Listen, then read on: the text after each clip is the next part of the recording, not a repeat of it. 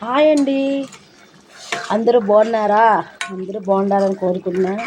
నిన్న పచ్చి రొయ్యలు తీసుకున్నానండి. చూడండి ఎంత పెద్దగా ఉందో పచ్చి రొయ్యలు. అంత కాదు, సరిపడగానే ఉన్నాయి ఈ రొయ్యలు.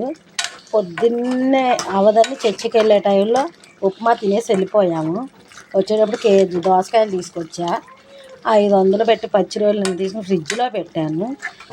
ఒక సగము ఇందులో వేసి వండా. పచ్చి రొయ్యలు దోసకాయ కూర అనమాట మాది.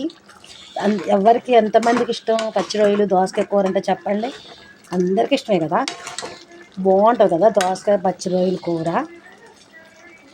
అది రాగానే వంట చేసేటప్పుడు ఈ టైం అయిందండి.